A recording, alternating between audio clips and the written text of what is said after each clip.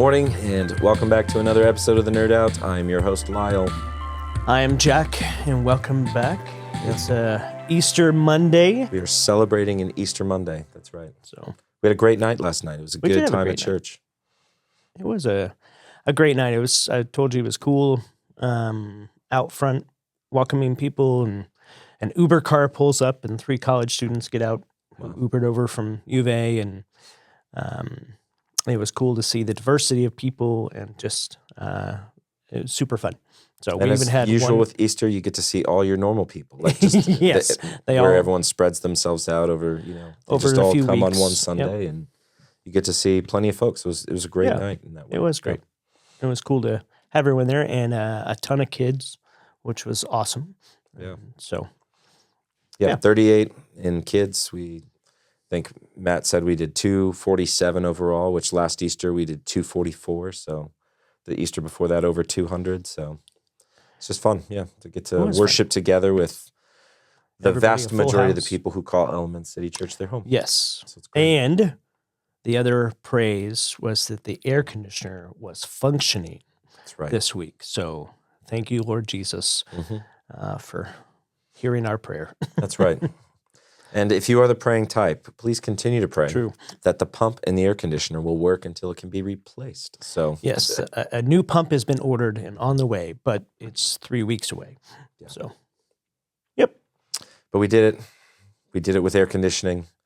And it was a good night. Talking about Easter. So as usual, we've got a recap of kind of the takeaways. Let's do it. For the risen Messiah. So here are your 4 takeaways. Number 1, Jesus identified himself as the long-awaited Messiah throughout his ministry. Number 2, the resurrection is the decisive event demonstrating that God's kingdom has been launched here on earth.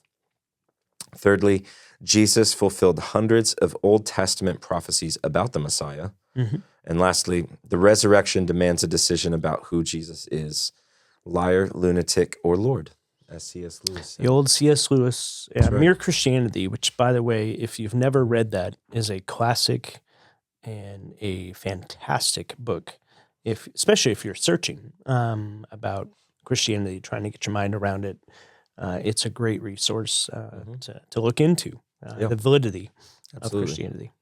Well, I know that Easter is a time that you love to talk about kind of the prophecies and how Jesus fulfills those. And we know that there's a lot of evidence. Scripture talks about over 500 people, eyewitnesses who saw Jesus.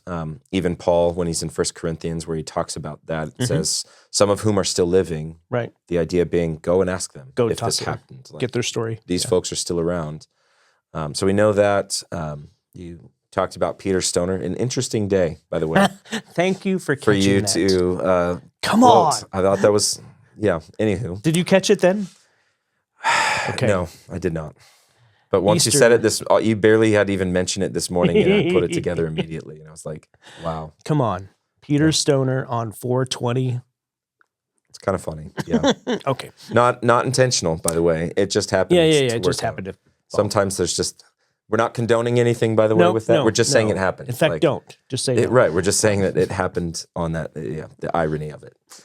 But we digress. So all this evidence, these, things that people put together of the probability that Jesus could really do these things. Like, what is it that has captivated you about the way that Jesus fulfills these prophecies?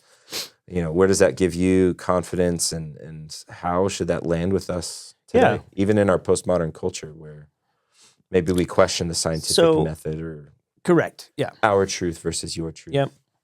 Well, like Lee Strobel, his story, was a writer. Or it's even a movie, The Case for Christ. The Case for Christ. Book. You can see a movie about it. Yeah, or read the book. But Lee has written extensively. He's a pastor now, but was an interview reporter then, and his wife gets saved. I think part of the Jesus movement or something like that, just gets saved, and he goes on a journey to look at the evidence of the resurrection, the evidence of Jesus, in order to disprove it to his wife and to say, okay, you're loony, you've lost it. And he does research for, I think it's 2 or 3, 4 years. And he Can comes we talk to the about place. like Just the husband and wife relationship, and a husband spends years Yes. researching that to be like, lady. I'm going to lay this out for you. You are so wrong. That's He goes on the evidence journey and becomes convinced himself after, as a reporter, getting to interview people from the science side, people from historical side, and drawing his own conclusion, which is what I love about Peter Stoner, obviously a professor, mathematics and astronomy, gets all his InterVarsity kids to start working on crunching numbers to figure out the probability of someone even fulfilling 8 prophecies. It's 1 in 10 to the 17th power, so 17 zeros, which isn't a number that I could come up with, or even Suzanne, who's an accountant, could come up with what that number actually is. It's beyond trillion. It's what I love about that is it's just further evidence to the reasonableness of the Christian faith. We don't follow a blind faith. We have a reasonable reality to our faith. And then I think the other big thing we mentioned last night is just the change in the disciples from mourning the loss of a guy that they've spent 3 years investing their life in, thinking he's the Messiah, beginning to lean that way. Peter talks about, right, you're the Son of God, and then death. And you're like, okay, every other insurrection or every other thing that's happened when the leader dies, the movement dies. And yet resurrection happens. And these guys who are cowards and kind of away and not even wanting, don't even know what to do when the leader dies, the movement dies, and all of a sudden the movement picks up steam. Like, what do you do with that from a historical standpoint? The fact that the explosion of the church in the very city where he was killed, let alone when persecution happens and they start getting tormented and kind of going through tribulation. Yeah. They don't renounce it. They don't go, oh, we were just kidding.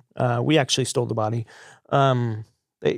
People will fabricate a lot of things. We live in AI, where a lot of things get fabricated, and people will fabricate stuff in order to build their platform or to take advantage of reality. But when push comes to shove, you won't do that when you're caught in a lie. You may double down in a moment, and we've certainly seen people do that. But the reality is when the truth starts pushing back against you, you'll go, oh, I'm not going to go to the mat for this. It was a lie. And yet every single one of these disciples, except John, who dies of old age, everyone else is murdered. They're a martyr for the faith, and they don't go to their death denying, like they don't deny Jesus. They don't deny the resurrection. And so to me, that's one of the biggest things. And then the letter of James, in my mind, is one of the greatest evidences because James is the brother of Jesus. Right. And what would it take for you to be convinced that your brother really was the Messiah and really did resurrect? And yet James becomes the leader of the Jerusalem church and is martyred for his faith in his brother and doesn't deny it. So to me, those are some of the evidences that we see that I think bring great validity. Yeah, and I think in our postmodern society, the way that we go about things, there's a reason we have certainty and we can speak with certainty about what we believe. Right. Because to leave it all to chance and for all these things that would have to happen to be able to happen, that's what brings this validity to, or that's what gives us sufficient evidence to feel certain about our faith in Christ. And so maybe the question is, if you deny that or you question that, and if you start to go down that rabbit hole like Lee Strobel did, from skeptic to saint, really, you just have to ask the questions as you start to see evidence stack up. If this is true, then shouldn't it matter the things that Jesus said? And really, once we look at Jesus and his person, his character, what he teaches, most people aren't against that. Like, most people actually really identify with what he's about and followers of the way, like to do these things. So what do you think trips us up then? Is it just this call to come and die to ourselves, to lay down our will, to live for his will? Is it, some people blame it on the church and just the way that people are? Like, church hurt or hypocrisy that they see, or I think at the end of the day, it's kind of, I mentioned, I think it was Timothy Keller's quote last night in the message that um, if you're going to believe in the resurrection, then you have to take Jesus at what he taught. If you don't believe in the resurrection, then why take anything of what he taught? And so if you're going to believe that he is who he says he is, that was the point last night of, are you who you say you are? And he keeps identifying himself from the very first sermon to the very end of that he is the anointed one, the Messiah, the Goel, the Redeemer who has come to buy us back into relationship with God. Then you have to then begin saying, okay, if I'm going to believe that, then now I've got to believe what he has to say about life, what he has to say about how to live the best possible way, how to live in relationship with one another, how to live in relationship with God himself. And that's going to call into question some realities of how we want to behave or how we want to live. And so when it comes to how we're going to live with our integrity and how we're going to live with our sexuality, how we're going to live with how we conduct ourselves in relationships. And so we even mentioned, like, in a couple weeks, we start a series in the back half of the Gospel of Matthew on counterculture and how some of the teachings of Jesus push against the narratives and the flow of our current culture. And so if we're going to believe Jesus rose from the dead, then we have to believe what he had to say about life. And orient ourselves. That's why we talk a lot about being a follower of Jesus more than just being a fan. We're not trying to be an admirer of Jesus. A lot of people are admirer of Jesus. I admire what he had to say about life in these things, but not this, because that would cause me to have to change my ways, and I don't want to do that. So it is that surrender posture again. It comes back to that. Who's going to be in charge of my life? Is it me? Or am I going to let King Jesus be king and have authority over how I use my words, how I use my money, how I use my resources, how I use my relationships and leverage that? And you also mentioned Romans 10, 9 and 10 last night. Yeah. So this idea of confessing Jesus as Lord. Yep. I mean, that word Lord implies it's not necessarily king, but it applies an authority that what he says I am to do. Correct. So like we can't detach that. Like No. to declare Jesus as Lord. And if I believe that in my heart, I think it's important too that in that time they believed the heart was the entire center of self. Correct. So it wasn't like the heart, like the emotions and the place where we have feelings, the way that we talk about the heart today, like a person with heart, they have grit. Like when they say the heart, they mean the very center of your identity and of your being. Your core. So in your core, all you are as a person, you're declaring him as Lord. Would the equivalent of that in our day and age be like your soul, the soul of who you are, your spirit? I don't know. But isn't that the beauty of the way that the scriptures say, love the Lord your God with all your heart, your soul, your strength? What does that leave out? I think that's kind of the point is and your mind. Putting this all together. That the whole person, like to say that Jesus is Lord, that I'm submitting my entirety of myself to his will, his purposes. And so I think that's a beautiful connection to make. It's an important connection to make of there's all this evidence that here's this guy who claimed that he was the Son of God, who performed miracles, which again, all these things are recorded in history in multiple sources, not just biblical sources. Correct. By the way, there are sources outside of the Bible that you can go Josephus back to. is one big one. Right. So like there's documentation of these miracles, these things that he was doing. But here's this guy who kept talking about the fact that he would die, and on the third day he wouldn't be dead. And that's what happened. I mean, what are you going to do with that? If you knew someone who kept saying that they were going to die and then several days later come back from the dead, you might kind of believe them on some other things. So I just, Right.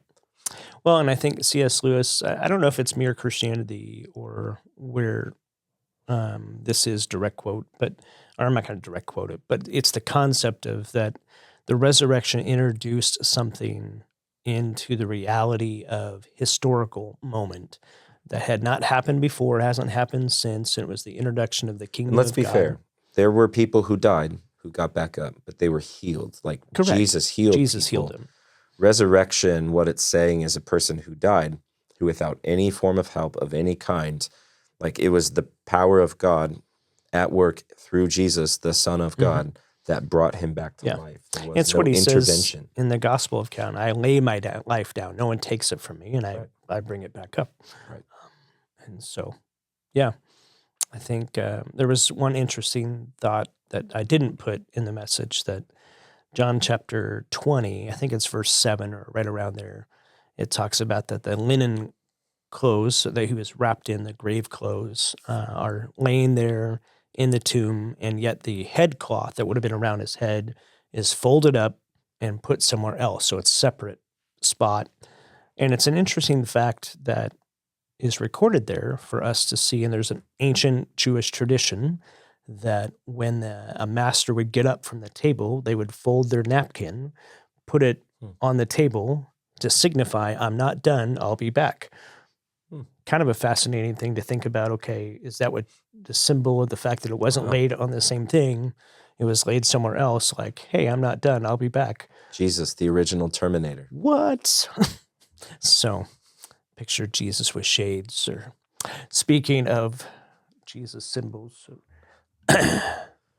You were proud, yeah. I was proud to wear this shirt last night. And listen, it's the NBA playoffs were starting, but here he is dunking on the devil, in my opinion. So, cleaning up what the devil started. The ultimate posterization of Satan. I love it. So cheesy, but okay. It's good, yeah. Yeah, last night you mentioned the moment where Jesus gets up into the temple and gives his first sermon. So he unravels this scroll and reads from Isaiah 61. Yep. And you mentioned earlier about these platforms, and so it's interesting how sometimes we take a position in our faith that we start to apply to our platforms, to where we start to come at things that we're passionate about from a Christian perspective. And yet the challenge that you laid out is that we're called to be pillars, not platforms. And so maybe what's the allure to using our faith to almost like support the platform of what we might be passionate about? Like, why do we get lured into doing that? But then what does it look like to be a pillar? Because maybe I get that being a pillar, sometimes there is things you're going to take a stand on, but I think that there's probably a fine balance in how that works out. Yeah. How do we navigate that tension? Man, I would say I'm right. Like, that's a new saying that, and I'll give credit to Mark Sayers, who is an Australian pastor. Really smart dude. And very smart. Yeah. Very Brilliant. Culturally sharp. Listen to the latest podcast that he did with Carrie Newhoff a couple weeks back. And he has a new book out. I forget the name of it, but it's about, the concept is around pillars. And he talks about the contrast of platforms and pillars. I took it from the idea of Isaiah 61 talks about the oaks of righteousness, that the people who are caught up with following the Messiah will then be transformed through this good news that is transforming news, not just, hey, that's nice, but like transformative kind of news that changes them into oaks of righteousness. So I would say in fairness, I'm still wrestling and trying to draw into what all that means in my own life and get my mind around it. But I just love the beautiful expression of, in a culture that is always trying to build a platform and expand our reach through our platform, about whether it's an issue or whether it's a cause or whatever it might be. Right. God's wanting us in his kingdom ways to not get caught up in the ways of the world, which is about platforms, but caught up becoming this pillar, this oak of righteousness. And the flashback I had was back to the redwoods and standing among these trees that are 300 feet tall, and you can't even get your arms around them, and the canopy of their shade and just the splendor of that. And that's what Isaiah 61 talks about, is that they're going to be oaks of righteousness who display the splendor of the Lord. And I think the older I get, man, I want that to be said of me, like in the sense that I'm not all that in a bag of chips, but I don't want to die in the cause of trying to build a platform in order to promote me or to promote my cause or my thought. I want to be a pillar of righteousness that people will bump into, can lean upon, can lean into and go, hey, that person that person has a depth and a root system to them that's nurturing and solid, and they bring rest and they bring renewal, refreshment. I've told you before, I think one of my life verse is Ephesians 1:17. Keep asking that the Lord and our Father may give you the spirit of wisdom and revelation that you may know God better. I want to help people know God better. And that's more than just knowing more about him, but to actually relate and connect and commune with. And that's been a calling of me. And I think that ties into this idea of being a pillar, and as followers of Jesus, that we want to be anchored to the resurrection because we want to be transformed by the renewal of our mind, Romans 12, so that we can become these pillars. It's the transformation I've seen in my oak tree that was as tall as you when we got into our home, and here we are 20 years later, and it's a beautiful canopy and 40 feet tall and all that. I would love that for Christians, that I don't want to grow old and grumpy. And I know too many Christians that get old and grumpy. I want to become older and display the splendor of God and his grace and his mercy so that people can lean into the reality of who he is. So I'm ranting now. But it's important that obviously to be a pillar of righteousness, an oak of righteousness, there's a transformative effect that the gospel has on us, that has on our soul. Yep, over time. And that bleeds over into the things we do. And so the things that we do matter. But totally. Would you maybe agree, or how would you say it, when it comes time for your funeral, the first thing you want people to talk about is less about what you did with your life and more about your relationship with Christ and how that influenced what you did with your life? Yes. I would love at my funeral, I mean, I won't be there, I'll be in heaven, but I would love for the way I live to have radiated a reality that's bigger than me. That my kids, first off, I want to be famous in my own home, in the sense that I want the people who are closest to me to have the best experience of me. And that's a big deal. And that takes a lot of work and a lot of effort, because it's easy in ministry to sometimes want the people who are further away to have a better experience. So we end up taking it out on the people who are closest to us. But I want to be famous in my own home, in that sense. But I want people to have experienced God's love in and through me in a way that they would go, that there's a person who helped me know God better, helped me experience God a little bit more. And yeah, if they want to, okay, he wore funny shirts at times, or he had dad jokes, or okay, we can have fun with that too. I hope I'm not a grumposaurus. The older I get, I really don't want to be. Yeah. I want the joy of the Lord to be our strength, and for that to radiate through. And so I just want to continue to grow deeper in the depth of my character, and for God to do the transformative work that he wants to do, so that I can become an oak of righteousness that points people to his splendor, and people are captivated by him. That would be a sweet reality. Yeah, and I think it goes back to how you started the message. Like, you walked right out and asked the question immediately after we finished praying, and it was, how many times do you have to prove who you are? Yep. And kind of likening it to the times we have to prove who we are as we're logging into our phone or logging into a website. Yep. And maybe that's the tension there are the things that I'm doing to try to prove something about myself, or my own character, or I'm trying to prove some transformation that took place in me, or the things that I'm doing just naturally flowing out of my love for Christ. Mm-hmm. And as a result of my love for Christ, then I do care about things like justice, and I do care about the things that I do to help those who are around me, who are in need in some way, shape, or form. Like, that's having that heart of compassion that moves toward people, not trying to prove who I am, though. And I think, I mean, to give kudos to you and Anya, I think that's one of the things I appreciate. Sitting in this seat, watching what some of the things that, without going into details, that you guys are wrestling through and you guys are wading into. I want to acknowledge the fact that speaks to the character development that God's doing in you and Anya, and has for a while. But we see it in glimpses here and there, and so I'm proud of you for that. So well done, and that speaks to, I think, what we want for each of you is to be on a journey of being a follower of Jesus, where you're apprenticing your life after him, becoming his disciple. That it's going to ebb and flow, and there's going to be moments where he challenges you on things, and he's going to ask you to lay down some stuff, or to step into some moments, and that might be uncomfortable or stretching. And are you willing to do that in order to have him transform you to become more and more this oak of righteousness? And that obviously starts with the first step of people. That's what we talked about last night, of coming to a place of putting their faith in Jesus. And then the faith journey is just constant next steps. And we each have them.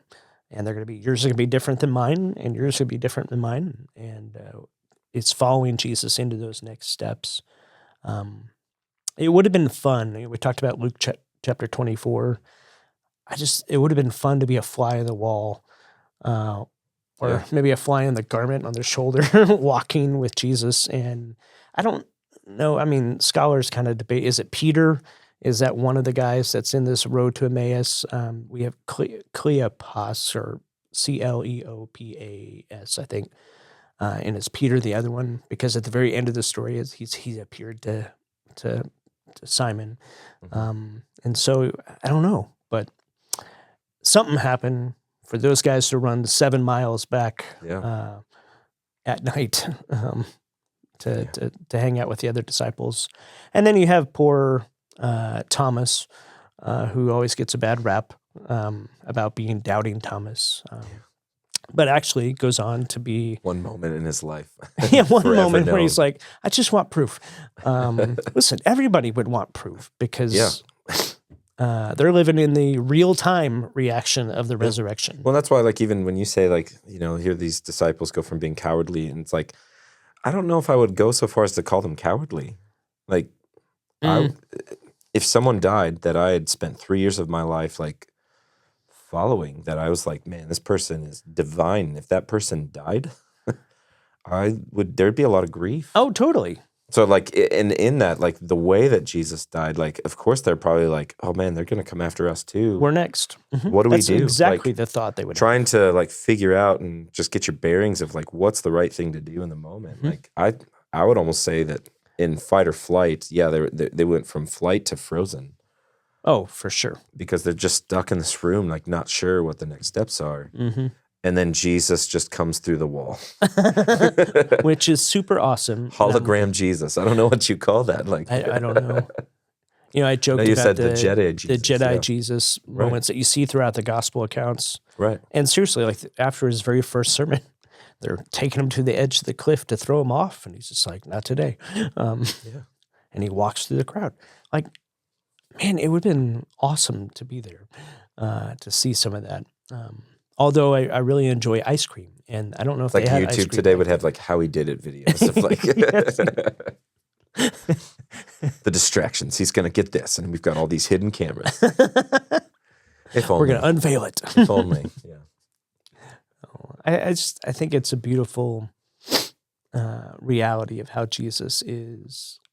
What you see in hindsight now, and the beauty of hindsight in 2025, and looking at the resurrection, is you go, okay, there is a lot of reasonable reality to the resurrection. There's a lot of certainty I can have in my faith.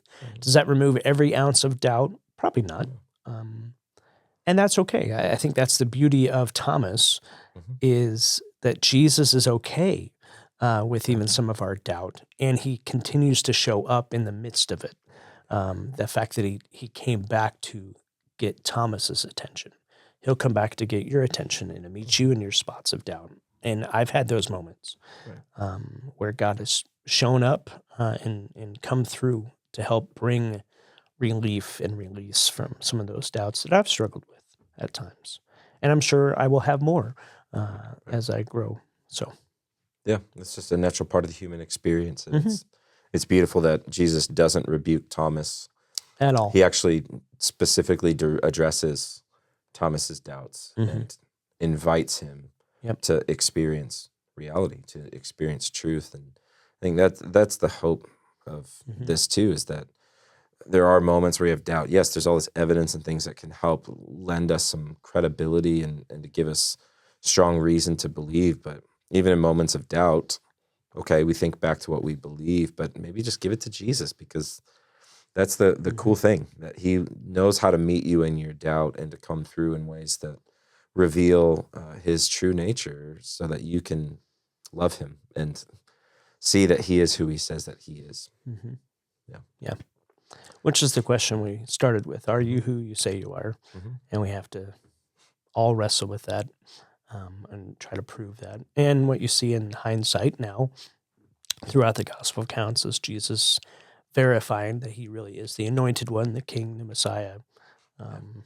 And that's what I think, connecting the dots. So when you read through Luke chapter 24, we're not our hearts burning within us, they say, as he's opening up from way back to Moses, so the Torah, and then through the prophets, the Old Testament, connecting the dots to the reality of what these writers of the New Testament would then go on to put in more clarity and with more specificity. What's that word? You said it. Okay, that one. That the idea that would make more specific the truth and connections that we see. That Paul would write what he wrote in Colossians, that you've been redeemed out of the dominion of darkness and into the kingdom of the Son he loves. So it's a beautiful, I love Easter, a fresh reminder every year of the hope that we have in Jesus. Always. And the help that we have in Jesus. Absolutely. So, any cuts, anything that didn't quite make it into the sermon, or directions you thought of going but you just decided not to take? No, that the folded napkin tradition from a Jewish perspective, and I'm not Jewish. B, I wasn't around in the first century, and so I don't know how far back that tradition goes. But that's intriguing to me, of a Jesus who did ascend 40 days later and said, "I will be back," Terminator style. I don't know if he said it in that voice, but and now we're awaiting the return of Christ that will come at some day. And I know some people always speculate, how long it's been 2,000 years, how long is it going to take? I don't know. I know God says Jesus didn't know, and I ride with him, so if he didn't know, I don't have to know. And if 1,000 years is like a day to the Lord, then we've been in the house of the church for 2.5 days. That's not a long time to be in a house. Not even that. So, not even that. It's like on the third day. Yeah. And it's like 2 a.m. If even that. 2 a.m. It's probably like 1:30 in the morning. Like, we're very early into this. So we're early on in the history of the church, the movement of God's Spirit that he launched and that Jesus launched. And so, I don't know. Could be tomorrow. Could be 1,000 years from now. Right. And I don't have to know. I have to be ready, is what I'm told. Exactly. To live ready. Exactly. It's good. Anything to set us up for the coming weeks? I know you mentioned we've got the Baptism Sunday. We didn't mention that yet. So that's coming up this Sunday. If you've never been baptized, but you've made Jesus your Lord and Savior, you've made this declaration, we'd encourage you to make a public declaration of your faith by choosing to be baptized. We want to celebrate that. That's the thing. Like we always say, we want to celebrate the right things around here. And that's why when we do Baptism Sunday now, we try to have a party afterward, because we want to celebrate those who are making that public declaration of their faith in Christ. So you can email either of us, or even email info@elementscitychurch.org to let us know if you're interested in being baptized. You mentioned we got room for you. Countercultural, the counterculture. Counterculture series coming up for the few weeks after that through May. And then in June, we're going to dive into the life of David, 1st and 2nd Samuel, and kind of go through that together over the summer. But yeah, excited about this Sunday to celebrating with folks. We'll have the Lord's Supper together as well. Yep. So kind of the two ordinances that we see in the New Testament church. And taco bar. I mean, afterwards, come on. That's right. So we'll have fun with that. We will. That's the plan, at least. So, just a reminder: Easter gives us the greatest hope that even when situations look bleak, that you don't understand what's going on, even on Holy Saturday, this day of mourning and weeping, God wasn't done. He wasn't done, and so even when God is silent, it doesn't mean God's not at work. And so that's the great hope that He can resurrect anything in your life, that He can bring life into even the darkest of situations. And so that's just our prayer for you, that if you're in the midst of that and kind of going through it right now, may you begin to see the light of the resurrection day over your own life and start to see the Lord come through for you. So, God's silence does not equal His absence. That's right. And it's the last song that you guys led us in last night of we have this living hope that is eternal and eternally for you and for us. That's right. So, thanks for joining us. Yeah. Be blessed. Happy Easter. May you live in the ripple effect of the Easter resurrection reality this week.